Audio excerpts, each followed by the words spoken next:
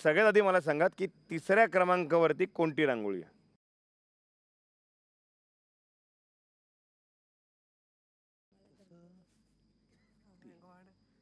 ती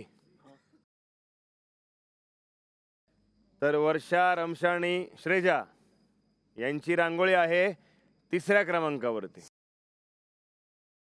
मी पण आर्टिस्ट आहे आणि मी पण आर्ट बघितलं आहे आणि जर मी एक जज असते ना तर ॲटलिस्ट ते वारली पेंटिंग कन्सिडर तरी केलं असतं आणि आमची रांगोळी खूप चांगली होती आणि सेकंड प्लेस तरी डिझर्व करत होती.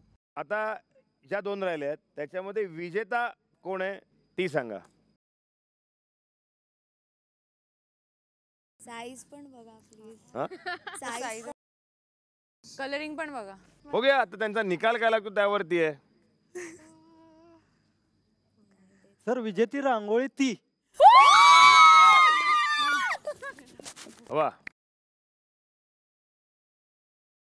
ज्या ग्रुपमध्ये रसिका असते तिकडे थोडं चांगलं अजून होतेच. स्पेस आम्हाला जेवढी दिली आम्ही सगळी कव्हर केली आहे आणि त्या लोकांनी नाही कव्हर केली. अगर आम्हाला एवढीशीच करायची असती तर आम्ही थोडं अजून बेटर देऊ शकतो. तर मला वाटलं हा प्लस पॉईंट आम्हाला द्यायला पाहिजे होता. मी म्हटलेलं.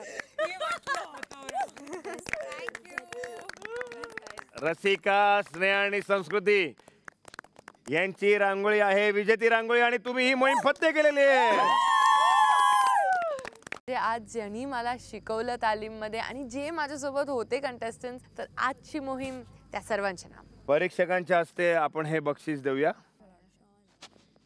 सगळ्यात आधी आपण मालकीणबाईंना बोलूयात.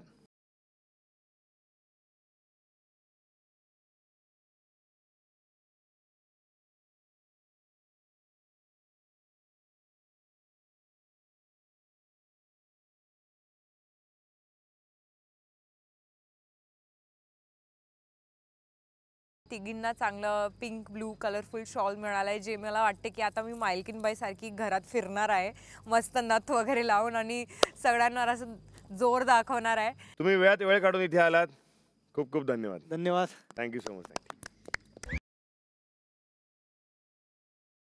विजेत्यांना त्यांचं बक्षीस मिळालेलं आहे. आता वेळ आलेली आहे सजा देण्याची.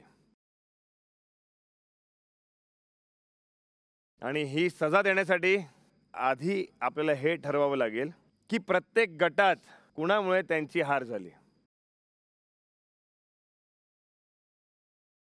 हेतल, मला ॲक्च्युली वाटतं आम्ही तिघांनी एकसारखी मेहनत घेतली आहे रांगोळी बनवण्यासाठी आणि कोणच कुठे कमी नाही पडलं. तन्या तुला काय वाटतं? एकदम क्लिअरली सांगायला गेलं तर हेतलचा पूर्ण कॉन्सेप्ट होता, पण ड्रॉ करताना मॅक्झिमम मी आणि अंकितानी केलंय.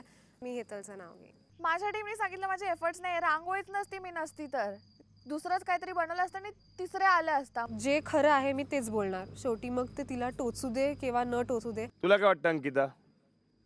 येस, मी याच्यावर बोलेल की आम्ही तिघांची मेहनत आहे खूप जास्त.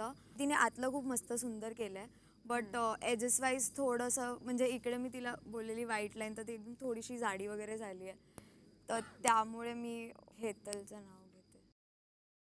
तुम्ही हे पण म्हणतायत की आयडिया तिची होती, मग तुम्ही हे पण म्हणतायत की तिने जास्त काही काम नाही केलं, तर ते थोडंसं मला असं वाटलं की नाही, तिला थोडं खरंच तुम्ही टार्गेट करतायत. आता पुढच्या गटाकडे आपण वळूयात.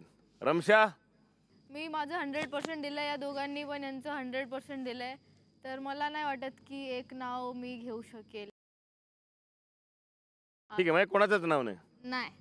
श्रेजा, कोणाचंच नाव नाही दादा. ठीक आहे. वर्षा, दादा मला पण असं वाटतं की आम्ही तिघांनी इक्वली याच्यात मेहनत घेतली आहे करण्यात, तर जर सजा पाहिजे तर आम्ही तिघांनाच इक्वली